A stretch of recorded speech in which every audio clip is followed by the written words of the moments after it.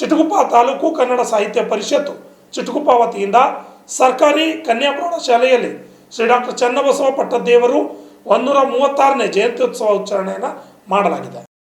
ಈ ಸಂದರ್ಭದಲ್ಲಿ ಹಿರಿಯ ಸಾಹಿತಿಗಳಾದ ಮಹಾರುದ್ರಪ್ಪ ಅಣದೂರು ಮಾತನಾಡಿ, ವೈಚಾರಿಕ ಚಿಂತಕರು, ನೂತನ ಅನುಭವ ಮಂಟಪದ ಉರುವಾರಿ, ಕಾಯಕ ನಿಷ್ಠೆ, ದಾಸೋಹ ಮನೋಧರ್ಮದ ಕರುಣಾಮೂರ್ತಿ ಅನಾಥರ ನೊಂದವರ ಧ್ವನಿ, ಗಡಿಭಾಗದಲ್ಲಿ ಕನ್ನಡ ಉಳಿಸಿ ಬೆಳೆಸಿದ ಕನ್ನಡ ಕೀರ್ತಿ ಇವರಿಗೆ ಸಲ್ಲುತ್ತದೆ. ಕನ್ನಡ ಸಾಹಿತ್ಯ ಪರಿಷತ್ತಿನ ಅಧ್ಯಕ್ಷರಾದ ಅನಿಲ್ ಕುಮಾರ್ ಸಿಂಧೆ ಅವರು ಸಹ ಈ ಸಂದರ್ಭದಲ್ಲಿ ಮಾತನಾಡಿದ್ದಾರೆ. ಈ ಸಂದರ್ಭದಲ್ಲಿ ಅನೇಕ ಮುಖಂಡರು, ಶಾಲಾ ಮುಖ್ಯ ಗುರುಗಳು ಸೇರಿದಂತೆ ಇನ್ನಿತರರು ಹಾಜರಿದ್ದರು. Bureau report, RJ32 Kannada news, Chitguppa.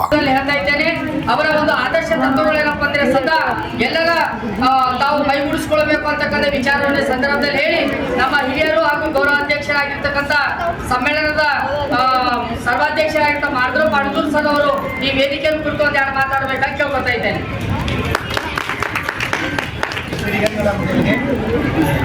ಬಹಳ ಪವಿತ್ರವಾದಂತಹ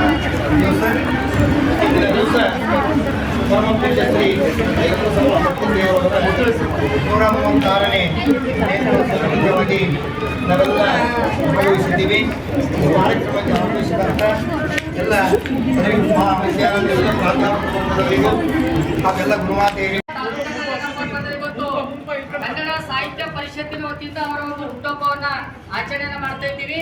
ಪರಮ ಪೂಜ್ಯರು ನಮ್ಮ ನಿಮಗೆಲ್ಲರೂ ಗೊತ್ತಿದೆ, ರಜಾಕತ್ ಅಂತ ಒಂದು ಸಂದರ್ಭದಲ್ಲಿ ಕೂಡ ಪರಮ ಪೂಜ್ಯರು ಏನಪ್ಪ ಅಂದ್ರೆ ಹೊರಗಡೆ ಏನಪ್ಪ ಅಂದ್ರೆ ಒಂದು ಉರ್ದು ಬೋರ್ಡನ್ನ ಹಾಕಿ ಒಳಗೆ ಕನ್ನಡ ಭಾಷೆಯನ್ನ ಕಲಿಸಿರ್ತಕ್ಕಂಥ ಪರಮ ಪೂಜ್ಯರು ಅವರ ಒಂದು ಹುಟ್ಟುಹಬ್ಬವನ್ನು ಆಚರಣೆ ಮಾಡ್ತಕ್ಕಂಥದ್ದು ನಮ್ಮೆಲ್ಲರ ಒಂದು ಆದ್ಯ ಕರ್ತವ್ಯವಾಗಿದೆ. ಮತ್ತು ಅವರ ಒಂದು ಆದರ್ಶ ತತ್ವಗಳೇನಪ್ಪ ಅಂದ್ರೆ ಕನ್ನಡ ನಾಡು ನುಡಿ ಸೇವೆಗಾಗಿ ಏನಪ್ಪ ಅಂದ್ರೆ ಸದಾ ಇರಲಿ ಅಂತಕ್ಕಂಥ ಮಾತನ್ನೇ ಸಂದರ್ಭ ಕನ್ನಡ ಶಾಲೆಗಳು ಉಳಿವಿಗೆ ಏನಪ್ಪ ಅಂದ್ರೆ ಕಾರಣಕರ್ತರಾಗಿವೆ ಅಂತಕ್ಕಂಥ ಈ ಸಂದರ್ಭದಲ್ಲಿ ಹೇಳ್ತಾ ಇದ್ದೇನೆ.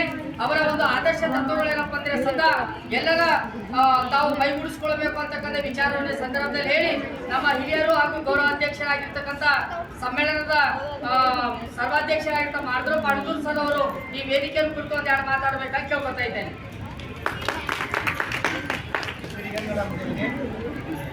ಬಹಳ ಪವಿತ್ರವಾದಂತಹ ದಿವಸ ಪರಮಪೂಜ್ಯ ಶ್ರೀ